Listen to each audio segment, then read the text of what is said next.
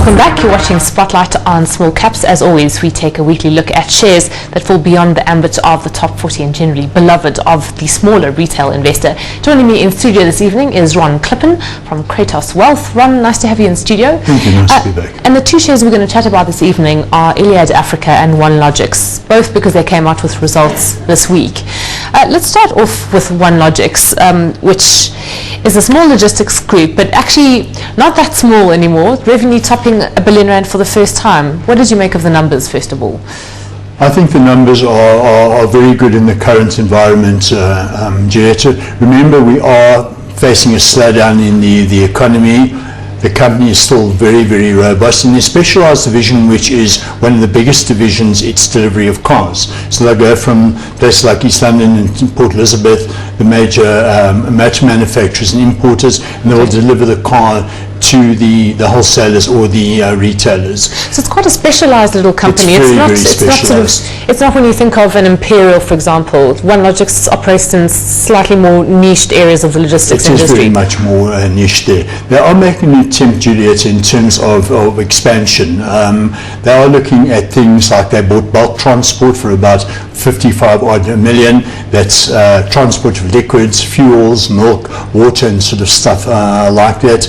They've got a pretty good fleet. And the thing about OneLogix is the fact that most of the entrepreneurs, the guys they bought the businesses from, are still there in the driving seat, and they've still got equity. Hence your big difference in terms of entrepreneurial flair in a small niche group like OneLogix compared to a wider group which is more corporate like Super Group or Imperial and the like. Yeah, I mean that is very key, isn't it? Especially when smaller companies do deals, because I suppose for a smaller company it's just somewhat more risky because they have less cash, for example, than a bigger company, and you know the cash flow and the cash balance is really, really key with a small group. So if you can see that the sellers are still invested in the business that they've sold, I suppose it gives a fair degree of certainty to the retail investor. Very good point there, Julieta. 60% of the shares are held by management.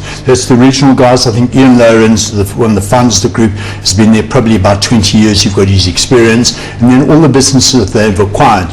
The guys who've got OneLogix shares, and they still have equity in the specific operations which they've sold to OneLogix.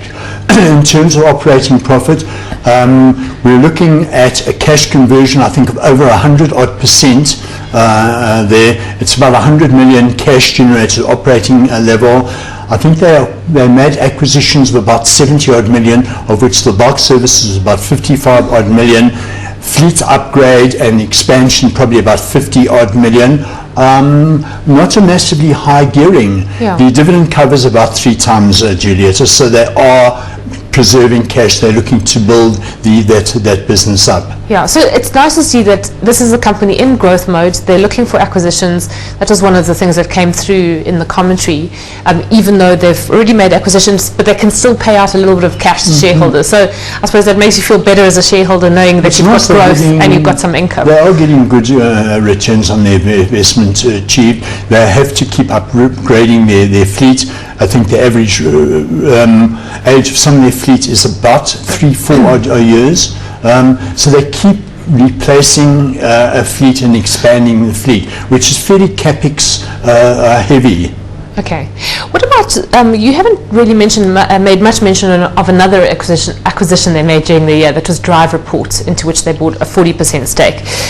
It seems to be in the line of the telematics sort of things that a Digicall or a mixed telematics is doing. Is that how you understand Drive Report? I'm not sure it actually differentiates itself. From what I understand there, Julieta, you've got a camera which focuses you can see what's happening inside of the cab plus the outside of the cab. Okay. It's a driver management sort of system. How it's differentiated from its peers, I'm not too sure. You can tell what braking is, the swerving, the wear and tear on the thing. They've got some major corporate clients who've taken up their systems, blue chip. Okay, so both seem to be fairly good deals, and in the commentary of the results they said they were both earnings accretive.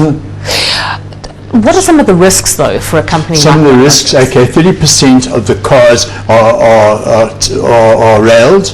The railways is not in a good state currently. That might be a challenge in the future once they get their act together. Margins are under pressure in their main vehicle delivery, which is the motor side. Possibly a slowdown in the car market, although judging from the results of Imperial and the like, that market is still relatively buoyant. You know, if interest rates remain low for longer, we are having large imports of cars from Korea and places like that which are affordable. That affordable side of the market is growing, and all of that stuff is imported. Okay, so that's a potential risk and something to watch. If the bottom falls out of the car market, then OneLogix would be affected. Yes. What about the exposure in Africa? They operate in South Africa and about 8 neighboring countries. They do move up into Malawi, Mozambique, the DRC. That's, I think, probably the furthest north for them as far as I could ascertain from the company. Do they do good business there? They do. They've paid their school fees over the course of time. Others have ventured into that territory, have not been so lucky and have withdrawn from that. I think they've got a very, very big share of that market, Julieta. It's probably about 60-odd% if I can remember the figures offhand. And they're looking to increase that to around about 80-odd%. Okay, so they've done their time and they continue to do it. Yeah. If we look at the share price performance, it really has been a pretty good performer. So effectively, it's doubled in price from October last year. Ron, what's your take on buying, holding, or actually selling the stock from this point? To me, it's a nice small cap stock. There's not a lot of liquidity. I've been buying for some of my portfolios. I'm taking a 1-year view. Cash flow is strong. I think the business is in very, very good hands. It's very, very conservatively run. Ian has got his hands on the tiller there. I'm not buying it from a corporate point of view, but I would imagine it would be a very nice fit for a super group, possibly an Imperial and others. I wouldn't be surprised if approaches had been made in the past to the group in terms of buying them out. As far as I know, Ian's concerned, him and management want to stay with the group. I don't think they're interested in doing any deal. But if something came along that was really good, they would obviously have to recommend it to their shareholders, and you think that's a possibility? Well, the majority of the shareholders, 60%, are management. They'd have to recommend it to themselves. Love to it, in terms of a predator taking control, unless they were to offer a really juicy price which couldn't be turned down. Okay. But probably unlikely at the moment. Okay, we'll leave it there for the moment. So after the break, we'll be talking about perhaps not such a stellar performer, Iliad Africa, so do stay with us.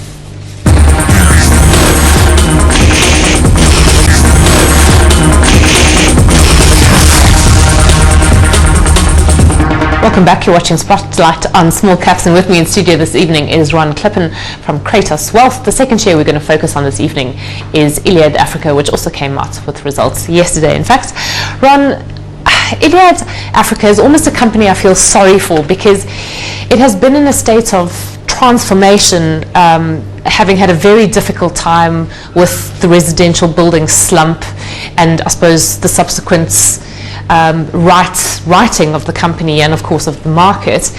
But do you get the sense that Iliad is getting it right, especially if you look at the latest set of numbers? Early days yet, Juliet. If one goes back to the period before the markets crashed, residential and building and the like, probably late 2008, maybe mid 2009 odd, the previous incumbent CEO went on a major buying spree in terms of building up the coastal side of things, in terms of building up the specialized building materials, things like Ferreira's, which they've now sold, which is non-core. I think there were some big impairments on that sale. I think they've closed about 8 specialized stores. They've closed general merchandise stores, about 3 odd. And now they're looking to reinvent the wheel, Juliet, in terms of the changing the brand called Buco. The cost of that could be estimated, I don't know, 30, 40 odd million. It's interrupted management's train of thought the way I see it.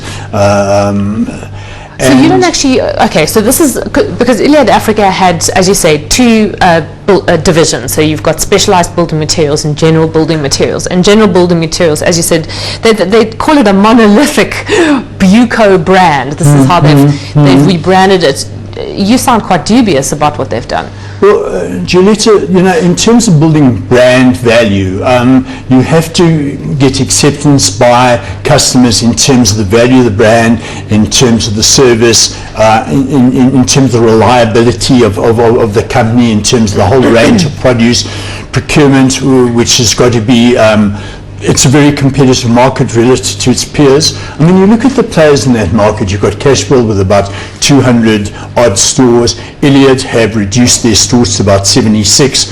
Massmart, I think, have got about 80 odd stores. They're going on an expansion drive in terms of their 3 brands, in terms of Builders Warehouse and the like.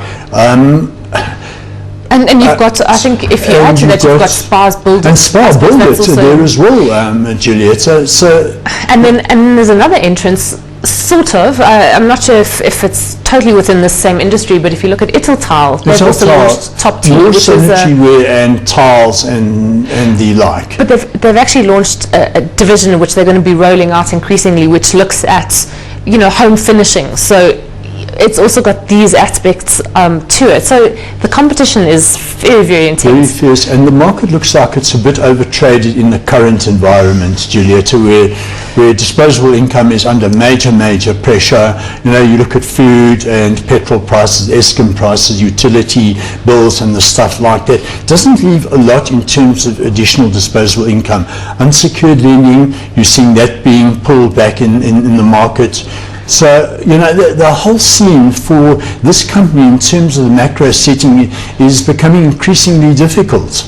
Having said that, though, if you look at Spar's experience, Build It hasn't done too badly. And that was something that they launched fairly, I suppose, in the last 3 or 4 years. And it's actually had fairly good take-up. So it does suggest that while the market is very competitive, there is also growth available. I think the word it used in terms of transformation has had an unsettling effect on this company there. Whereas Build It, part of the Spark Group, seems to have gone on a store expansion program. It seems to be well managed, whereas this group is now going through a transformation, trying to reinvent itself, which makes me a little bit skeptical in the short term. We might be proved wrong a year hence. They might have done the right things in terms of downscaling the specialised building materials division and the like. The market is very, very big. You hear figures from different people. The figures that we were given at the presentation was about 170 billion sort of market, of which 40% is residential, 40% non-residential, 20% odd additions and refurbishments. It looks like the non-residential market is starting to pick up. Residential market, you still have a bit of a problem in terms of mortgage bonds, although the banks seem to be loosening the purse strings a little bit at this stage. And this particular company, Juliet, is too orientated, the way I understand it, to contractors, where the margins are lower. The other players in the market are in the DIY, more in the retail side, bucky builders and stuff, where I think you get better margins than the big contractors because of the lack of work. Those guys can really push prices down, and you're going to get great margin pressure. What about in the specialised building materials division, though? Admittedly, it only accounts for about a quarter, or just under a quarter of their revenue, so it is the smaller division. But is that not where you actually do have a niche and you can get better margins? Perhaps so. The plumbing seems to be doing pretty well. I think top line revenue was better, gross profits were maintained. In ironmongery, that seems to be doing well. Some nice brand names, Knock, excuse me, and the like. Those particular niches in the market seem to be doing okay. But obviously, they are not the biggest factor in the group. They're not. So they're small. Okay. Is Iliad potentially, we were talking about OneLogix as a potential takeover target. Do you think Iliad is? You've put your finger on the pulse of that, Giulietta. From what I know, the previous incumbent, just to go back a little bit, had very few shares in Iliad. When I asked him why, he said he didn't like the risk in the business or something along those lines. Some of the current non-execs also, I think, are waiting for things to turn around. That makes me a little bit skeptical this is and previous cynical. But not Eugene Bienicke. Not Eugene Bienicke. I'm not sure what his holding is, but some of the current non-execs also don't have any significant holdings. Okay, we sound terribly bearish about Iliad, so as you say, maybe we'll be proven wrong.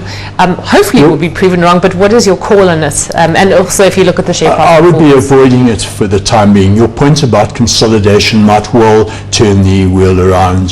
There has been loose talk in the market about a Christo Visa wanting to put another division within terms of Invicta, possibly building supplies, because in the longer term, if you look at social, affordable, RDP housing and stuff as a theme over a 5-10 year view, this might be a growth area under the right management and being sort of recapitalized. There might well be other players and perhaps a consolidation due in the industry. Okay, so not one to buy now. I would be avoiding watch that. it. The jury out, I'll look at it in another 6 or 12 months' time. Okay, Ron, we have to leave it there. Thank you very much for joining us in the studio this evening. Thank you. That's Ron Klipin. He is from Cratos Wealth, and that was Spotlight on Small Caps.